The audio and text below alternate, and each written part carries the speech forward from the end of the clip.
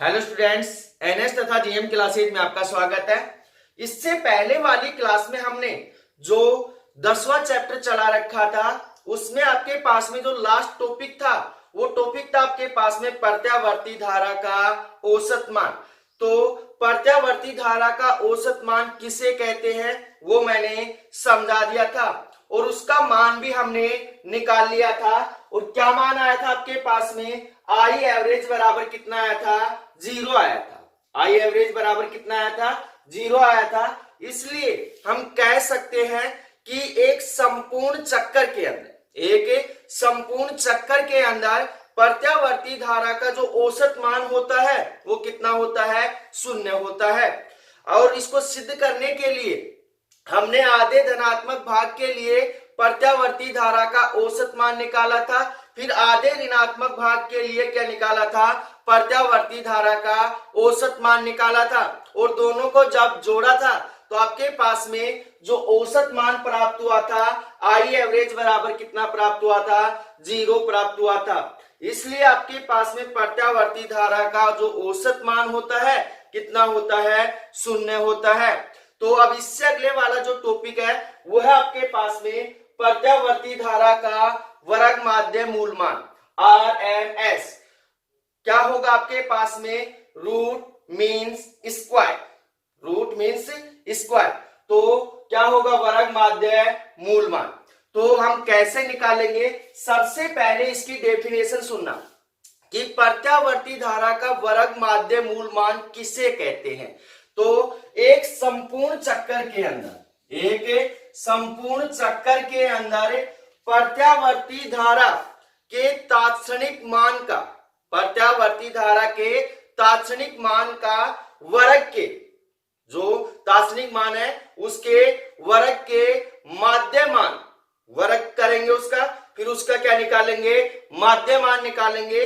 माध्य मान का जो वर्गमूल होता है उसे क्या कहते हैं? प्रत्यावर्ती धारा का वर्ग माध्य मूल मान कहते हैं। दोबारा से डेफिनेशन सुन लेना कि एक संपूर्ण चक्कर के अंदर आपके पास में प्रत्यावर्ती धारा के तात्क्षणिक मान के वर्ग के माध्य का जो वर्गमूल होता है, वर्ग के माध्य का जो वर्गमूल होता है उसे क्या कहते हैं? प्रत्यावर्ती धारा का वर्ग माध्य मूल मान कहते हैं।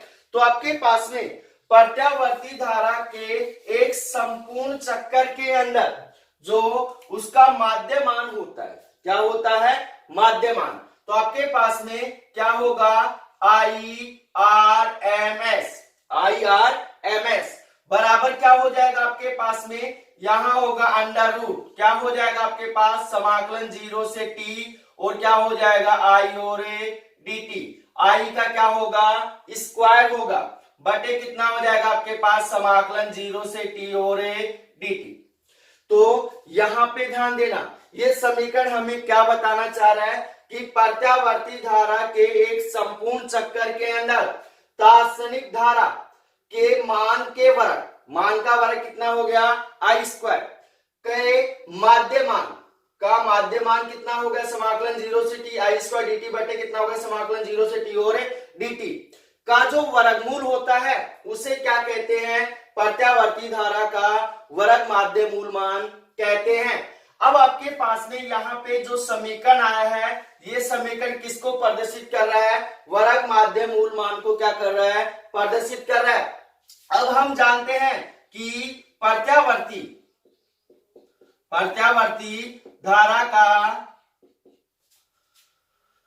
जो तात्क्षणिक मान होता है, तात्क्षणिक मान कितना होता है भाई आपके पास में? आई बराबर, मैंने समीकरण बता रखा है आपको, आई बराबर कितना होता है? Im sin omega t। तो यहां आई का मान इस समीकरण के अंदर रखेंगे तो आपके पास में IRMS बराबर कितना हो जाएगा? अंडर रूट आपके पास कितना होगा? समाकलन 0 से t। आई का मान कितना है? Im sin ओमेगा टी का क्या हो जाएगा? होल स्क्वायर, क्योंकि यहाँ पे क्या है? आई स्क्वायर है और क्या होगा आपके पास में? dt बटे कितना हो जाएगा? समाकलन 0 से t और dt। अब यहाँ पे इस मान को सोल्व करेंगे। चूंकि आपके पास समाकलन 0 से t dt का मान कल मैंने आपको बता दिया था कितना आएगा, t आएगा। तो ये मान उठाकर डालेंगे और इस होल स्क्वायर को खोलेंगे तो यहाँ पे क्या होगा, आई एम स्क्वायर होगा और यहाँ क्या होगा आपके पास साइन स्क्वायर ओमेगा टी होगा। तो आपके पास क्या हो जाएगा, आई आर एम एस बराबर हो जाएगा अंडर रूट कितना होगा, समाकलन 0 से टी और कितना होगा आई एम स्क्वायर कितना हो जाएगा साइन स्क्वायर ओमेगा टी और डी टी बटे कितना मान आ जाएगा आपके पास में टी, बटे कितना आ जाएगा टी। अब यहाँ पे ध्यान देना कि आपके पास में जो आई एम स्क्वायर है वो क्या है, एक नियतांक मान है। इसको क्या करेंगे, बाहर निकालेंगे तो आपके पास में आई आर एम एस बराबर कितना हो जाएगा under root I M square बटे कितना हो गया टी और समाकलन 0 से टी और क्या हो जाएगा साइन स्क्वायर ओमेगा टी और डी टी। ये आ गया आपके पास समीकरण नंबर 1। अब उससे आगे ध्यान से समझना, समीकरण 1 तक तो आप सोल्व कर लोगे।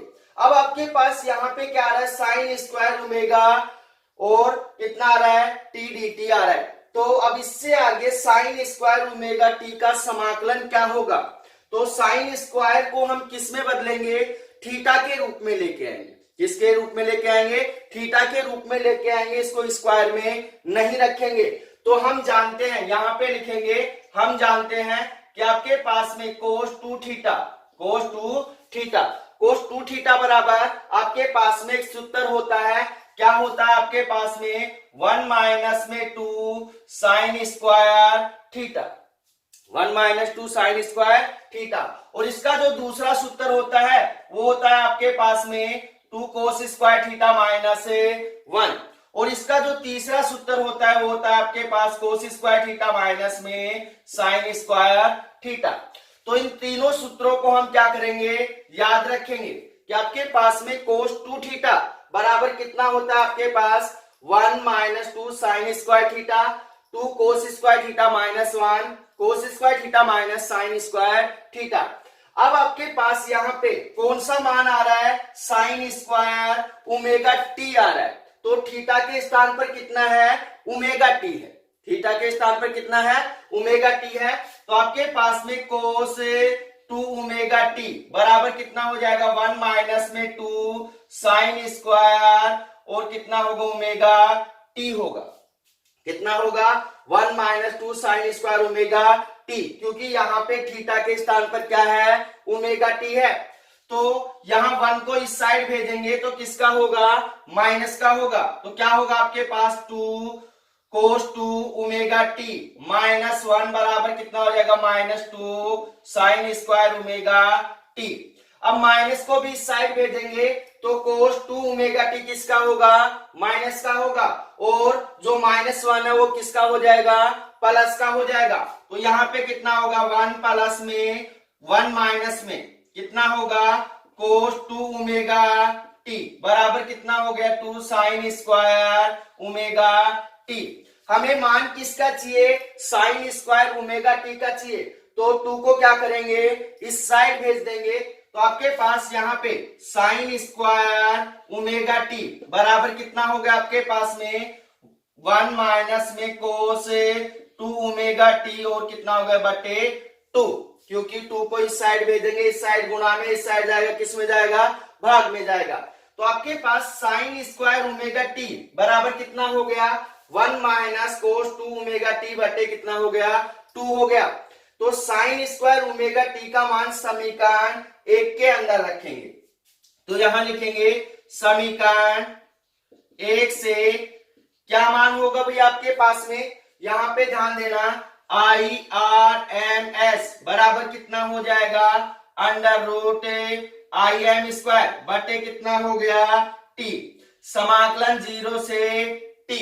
साइन स्क्वायर ओमेगा टी का मान कितना है 1 माइनस में कोस 2 ओमेगा टी बटे कितना है 2 इंटू कितना हो जाएगा dt, इंटू कितना होगा dt। यहां से 2 को क्या करेंगे, बाहर निकालेंगे तो आपके पास कितनी राशियां बचेंगी, 2 राशियां बचेंगी। तो आपके पास क्या होगा आई आर एम एस बराबर हो जाएगा under root I M square बटे कितना हो गया 2t। यहां पे कितना हो गया समाकलन 0 से t और कितना हो गया 1 माइनस में कोस 2 ओमेगा t और कितना हो गया dt। अब आपके पास यहाँ पे देखना कितनी राशियां हैं, दो राशियां। कितनी राशियां हैं, दो राशियां हैं। आपके पास में जो फर्स्ट है वो क्या है, आपके पास 1 है और जो सेकंड है वो क्या है, आपके पास में कोस 2 ओमेगा t है। तो दोनों को क्या कर सकते हैं, हमें अलग अलग कर सकते हैं। तो दोनों को अलग अलग करेंगे तो आपके पास में आई आर एम एस बराबर कितना होगा under root I M square बटे कितना हो जाएगा 2t और यहाँ पे जो मान होगा समाकलन 0 से t 1 और dt माइनस समाकलन 0 से t कोस 2 ओमेगा t और कितना हो जाएगा dt हो जाएगा। कितना हो जाएगा dt। तो यहाँ पे ध्यान देना कि चूंकि आपके पास समाकलन 0 से t dt का कितना होगा t होगा, कौन सा कैपिटल T। लिमिट डालेंगे तो इसका मान क्या होगा t होगा, क्योंकि इसको हमने सोल्व किया था तो आपके पास में ये मान कितना आया था, समाकलन 0 से t dt बराबर कितना आया था t आया था। ये पिछले क्लास में मैंने सोल्व करना आपको बता दिया था। तो आपके पास में आई आर एम एस बराबर कितना होगा under root I M square बटे कितना हो गया 2t हो गया और आपके पास में यहाँ पे इसका मान कितना हो गया कैपिटल T। अब आपके पास यहाँ पे माइनस समाकलन 0 से t कोस 2 ओमेगा t और dt। अब आपके पास में कोस का जो समाकलन होता है क्या होता है, साइन होता है। क्या होता है, साइन। तो यहाँ पे कोस 2 ओमेगा t का समाकलन कितना हो जाएगा, साइन 2 ओमेगा t हो जाएगा। परंतु 2 ओमेगा t नहीं है, इसका साइड में ले जाकर क्या करेंगे, अवकलन करेंगे। तो आपके पास अवकलन करने पर कितना मान आएगा 2 ओमेगा आएगा और 2 ओमेगा किस में जाएगा, भाग में जाएगा। तो आपके पास यहाँ पे आई आर एम एस बराबर कितना हो जाएगा under root I M square बटे कितना हो गया 2t और इंटू कितना हो जाएगा t माइनस में। अब आपके पास साइन का कोस का कितना होगा साइन 2 ओमेगा t बटे आपके पास में यहाँ पे कोस 2 ओमेगा t नहीं है तो इसका साइड में ले जाकर अवकलन करेंगे तो d बटे कितना होगा dt 2 ओमेगा t। 2 ओमेगा क्या है, नियतांक मान है, बाहर निकालेंगे तो आपके पास 2 तो बाहर आ गया, 2 ओमेगा बाहर आ गया dt बटे dt। तो dt बटे dt का मान कितना होता है 1 होता है। तो आपके पास में मान कितना बच गया 2 ओमेगा। क्या हो रहा है, इसका समाकलन हो रहा है तो ये मान किस में जाएगा, भाग में जाएगा। तो आपके पास क्या होगा यहाँ पे 2 ओमेगा। अब आपके पास हम जानते हैं कि ओमेगा बराबर कितना होता है 2 पाई अपॉन में t होता है और इसकी लिमिट जो इसकी लिमिट है वो कितने 0 से t है, 0 से t। पहले इसके अंदर क्या डाल लेते हैं, लिमिट डाल लेते हैं। तो आपके पास में आई आर एम एस बराबर कितना होगा, इस साइड से रब कर देता हूं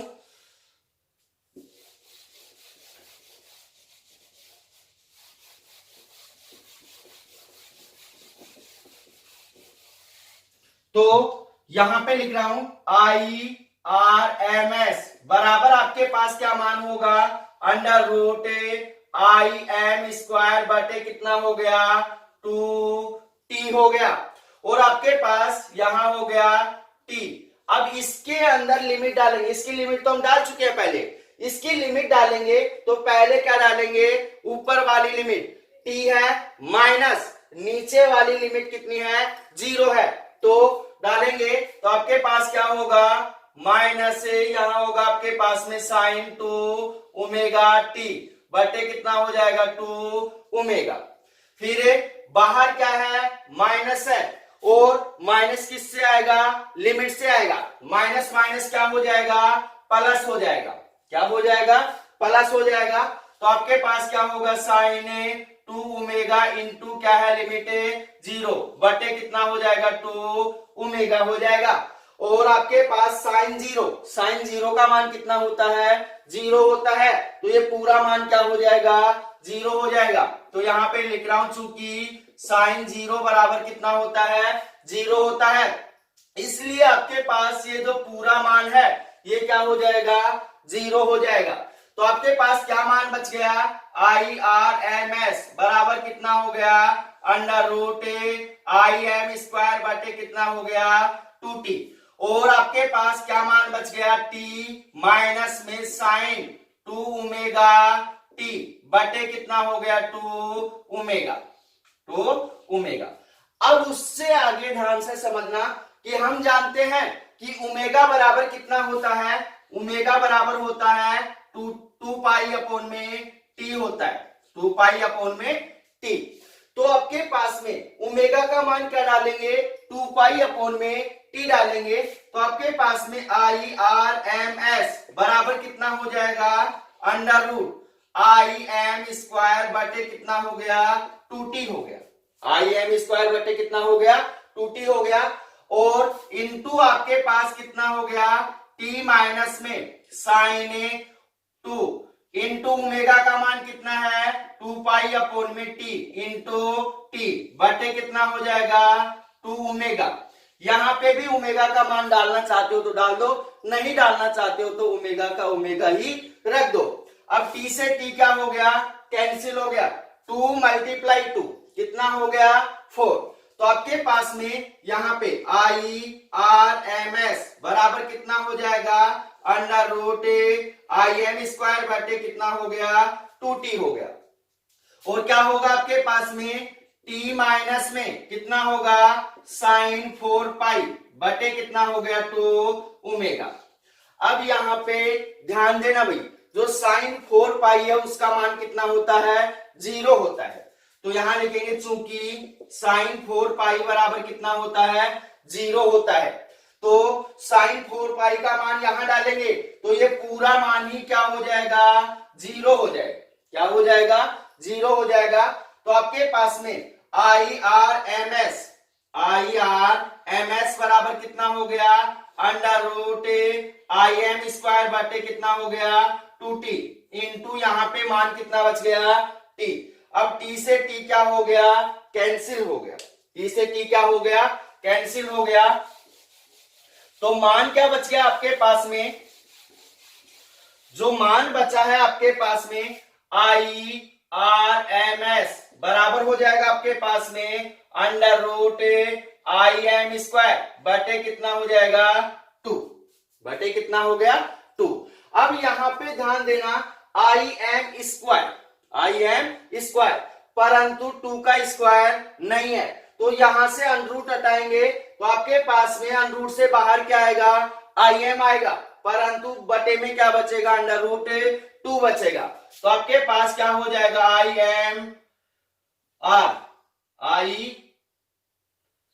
आर एम एस बराबर कितना हो जाएगा, आई एम बटे कितना हो गया, अंडर रूट 2। तो आपके पास में यहां चूंकि 1 अपॉन में अंडर रूट 2 का जो मान होता है वो होता है आपके पास 0.707 होता है। क्या होता है, 7.707 होता है। इसको हम सोल्व भी कर सकते हैं, जो भी मान आएगा आपके पास आ जाएगा। तो ये मान उठाकर यहां डालेंगे तो आपके पास आई आर एम एस बराबर कितना होगा, 0.707 और कितना होगा आपके पास में आई एम होता है, या 7 होता है या 3 होता है, वो हम मान निकाल लेंगे। इस कंफर्म ध्यान नहीं आ रहा कि आपके पास में कितना होता है, इसको सोल्व करेंगे तो जो भी मान आएगा आ जाएगा, नहीं तो फिर हम यहां तक ही क्या कर सकते हैं, इसको छोड़ सकते हैं। अब उससे आगे आपके पास में अच्छे से समझना कि आपके पास ये किसका मान आया है, आपके पास में प्रत्यावर्ती धारा के वर्ग माध्य मूल मान कितना आया है, आई आर एम एस बराबर आई एम बटे कितना है, अंडर रूट 2 आया है। अब इसके नीचे मैं आपको जो बात बताने जा रहा हूं उसको अच्छे से सुनना, नोट लगाकर लिखेंगे। क्या लगाकर लिखेंगे, नोट लगाकर लिखेंगे और इसको अच्छे से सुनना कि आपके पास में जो प्रत्यावर्ती धारा है और जो डीसी धारा है उन दोनों के अंदर थोड़ा सा क्या डिफरेंट होता है। अब आपके पास में प्रत्यावर्ती धारा का जो मान होता है उसका मापन, प्रत्यावर्ती धारा का जो मापन है वो डीसी धारा, जो दिष्ट धारा है उसके एमीटर से नहीं किया जा सकता, क्योंकि कल मैंने आपको बताया था कि आपके पास में डीसी धारा का जो मापन होता है वो किससे करते हैं, एमीटर से करते हैं, परंतु प्रत्यावर्ती धारा का मापन हम एमीटर से नहीं कर सकते, क्योंकि आपके पास में जो एमीटर होता है, क्या होता है, एमीटर होता है, वो केवल धारा के औसत मान को ही क्या करता है, मापन करता है, धारा के औसत मान को ही क्या करता है, मापन करता है। तो आपके पास में प्रत्यावर्ती धारा का औसत मान कितना आया था, 0 आया था, कितना आया था, 0 आया था। इस कारण से प्रत्यावर्ती धारा का औसत मान ही 0 है, तो हम प्रत्यावर्ती धारा को एमीटर से नहीं माप सकते। तो प्रत्यावर्ती धारा को मापने के लिए हम किसका प्रयोग करते हैं, तप्त तार एमीटर का प्रयोग करते हैं। किसका प्रयोग करते हैं, तप्त तार एमीटर का क्या करते हैं, प्रयोग करते हैं। और जो तप्त तार एमीटर है वो आपके पास में ऊष्मीय प्रवाह के ऊपर क्या होता है, आधारित होता है। किसके ऊपर आधारित होता है, ऊष्मीय प्रवाह पर क्या होता है, आधारित होता है। तो ध्यान से सुनना भाई कि आपके पास में जो प्रत्यावर्ती धारा है उसका मापन डीसी धारा या दिष्ट धारा के एमीटर से नहीं किया जा सकता, क्योंकि जो एमीटर होता है वो क्या करता है, आपके पास में धारा के औसत मान को क्या करता है, मापता है। तो आपके पास प्रत्यावर्ती धारा का जो औसत मान होता है कितना होता है, 0 होता है। इसलिए हम प्रत्यावर्ती धारा को एमीटर से नहीं माप सकते। अब आपके पास में प्रत्यावर्ती धारा को किससे मापा जाता है, तप्त तार एमीटर से मापा जाता है। किससे मापा जाता है, तप्त तार एमीटर से मापा जाता है। और जो तप्त तार एमीटर होता है वो ऊष्मीय प्रवाह के ऊपर क्या होता है, कार्य करता है या आधारित होता है।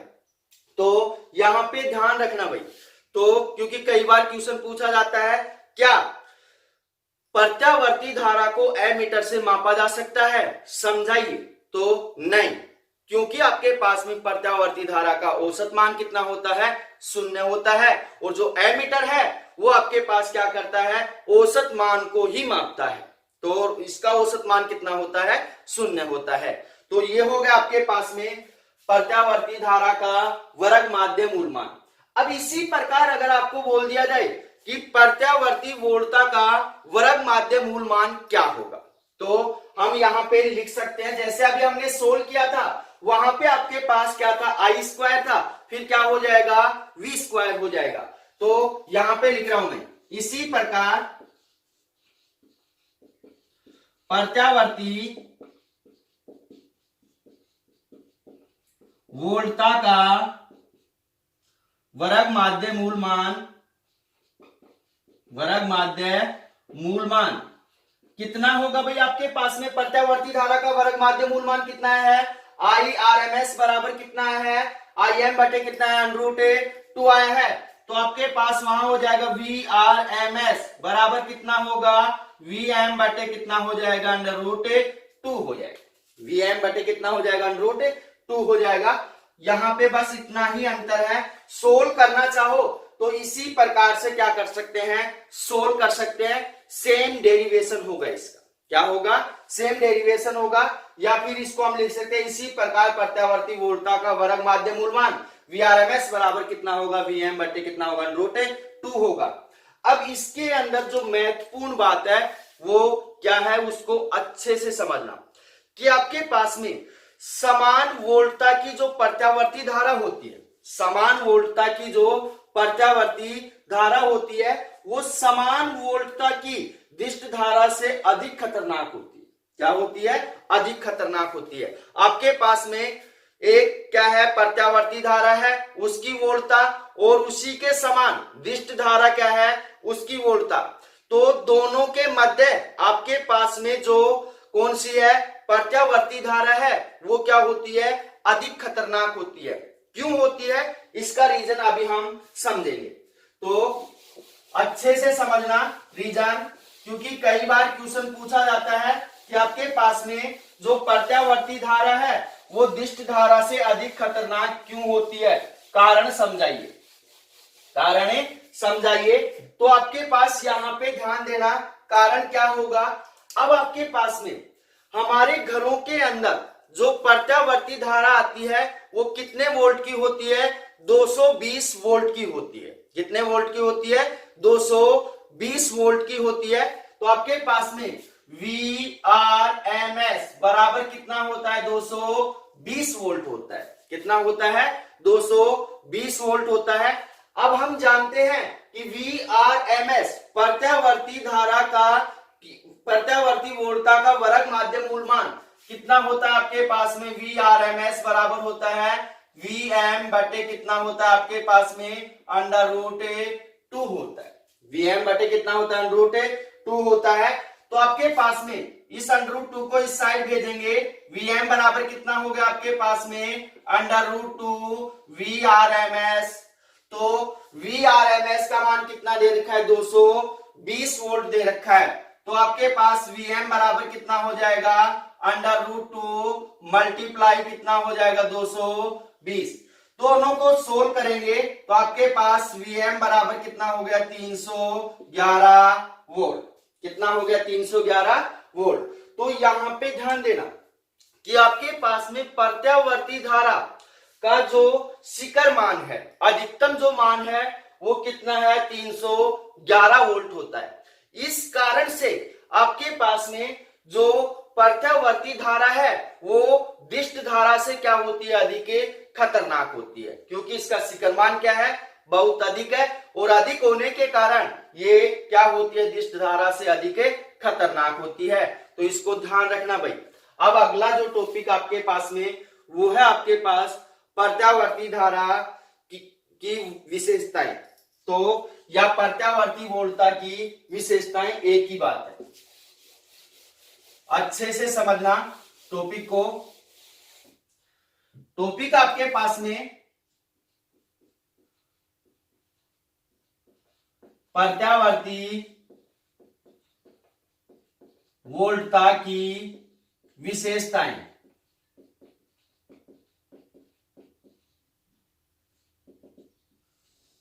तो प्रत्यावर्ती वोल्टता की विशेषताएं क्या क्या हैं, अच्छे से समझना कि आपके पास में फर्स्ट विशेषता क्या है कि आपके पास में प्रत्यावर्ती धारा जनितर, प्रत्यावर्ती धारा जनितर तथा प्रत्यावर्ती मोटर, प्रत्यावर्ती मोटर अधिक सुविधाजनक होती है। क्या होती है, अधिक सुविधाजनक होती है। किससे, डीसी धारा जनितर, दिष्ट धारा जनितर, और जो आपके पास में दिष्ट जो मोटर है उससे क्या होती है, अधिक सुविधाजनक होती है। क्यों होती है, क्योंकि आपके पास इनकी जो कॉस्ट होती है वो क्या होती है, दिष्ट धारा जनितर या दिष्ट धारा मोटर से क्या होती है, कम होती है। तो फर्स्ट इसकी जो विशेषता है वो ये है कि आपके पास में जो प्रत्यावर्ती धारा जनितर है तथा प्रत्यावर्ती धारा जो मोटर है उसकी क्या होती है, अधिक सुविधाजनक होती है। किसकी अपेक्षा, आपके पास में दिष्ट धारा जनितर तथा दिष्ट धारा मोटर की अपेक्षा क्या होती है, अधिक सुविधाजनक होती है। क्यों होती है, क्योंकि इनकी जो कॉस्ट होती है वो क्या होती है, कम होती है। सेकंड आपके पास में है कि आपके पास में प्रत्यावर्ती धारा को, किसको, प्रत्यावर्ती धारा को ट्रांसफॉर्मर की सहायता से, किसकी सहायता से, ट्रांसफॉर्मर की सहायता से क्या किया जा सकता है, कम या ज्यादा किया जा सकता है। क्या किया जा सकता है, कम या ज्यादा किया जा सकता है। परंतु आपके पास में दिष्ट धारा में यह संभव नहीं होता है। तो दोबारा से सुन लेना कि प्रत्यावर्ती धारा को ट्रांसफॉर्मर की सहायता से क्या किया जा सकता है, कम या ज्यादा किया जा सकता है। परंतु आपके पास में जो दिष्ट धारा है उसके अंदर यह संभव नहीं होता है। तो इससे अगले वाला जो तीसरा पॉइंट है वो इंपॉर्टेंट है, और वो क्या है आपके पास में कि प्रत्यावर्ती धारा को हम आसानी से दिष्ट धारा में परिवर्तित कर सकते हैं। प्रत्यावर्ती धारा को आसानी से क्या कर सकते हैं, दिष्ट धारा में परिवर्तित कर सकते हैं, परंतु आपके पास में दिष्ट धारा को आसानी से प्रत्यावर्ती धारा में परिवर्तित नहीं किया जा सकता है। तो तीसरा पॉइंट हो गया आपके पास में कि प्रत्यावर्ती धारा को आसानी से क्या कर सकते हैं, दिष्ट धारा में परिवर्तित कर सकते हैं, परंतु आपके पास में जो दिष्ट धारा है उसको आसानी से प्रत्यावर्ती धारा में परिवर्तित नहीं किया जा सकता है। तो इसकी कितनी विशेषताएं हो गई, 3 विशेषताएं हो गई। पहली क्या है आपके पास में कि प्रत्यावर्ती धारा जनित्र तथा मोटर अधिक सुविधाजनक होते हैं किसकी अपेक्षा, दिष्ट धारा जनित्र तथा दिष्ट धारा मोटर की अपेक्षा, क्योंकि ये क्या होते हैं, कॉस्टली नहीं होते हैं। सेकंड हो गया आपके पास में प्रत्यावर्ती धारा को ट्रांसफॉर्मर की सहायता से क्या कर सकते हैं, कम या ज्यादा कर सकते हैं, परंतु दिष्ट धारा के अंदर ऐसा संभव नहीं है। तीसरा हो गया आपके पास में कि प्रत्यावर्ती धारा को आसानी से दिष्ट धारा में परिवर्तित कर सकते हैं, परंतु आपके पास में दिष्ट धारा को प्रत्यावर्ती धारा में परिवर्तित नहीं कर सकते आसानी से। तो ये हो गई इसकी विशेषताएं। अब आपके पास इसी के अंदर अगला जो पॉइंट आता है वो है प्रत्यावर्ती वोल्टता के दोष। प्रत्यावर्ती वोल्टता के दोष, और दोष अच्छे से समझना भाई, दोष अच्छे से समझना।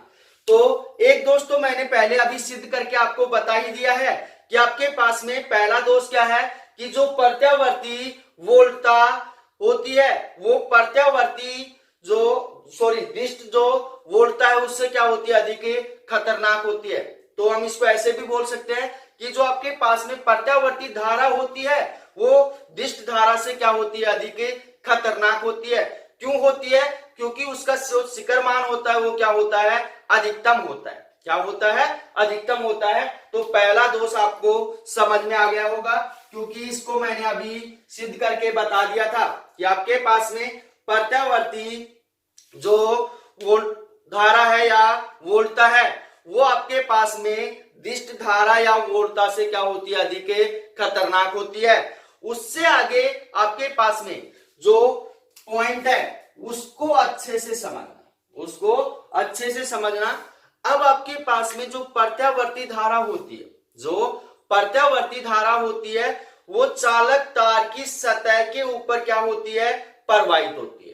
जो प्रत्यावर्ती धारा होती है क्या होती है, चालक तार की सतह के ऊपर प्रवाहित होती है, उसके संपूर्ण क्षेत्रफल पे प्रवाहित नहीं होती है।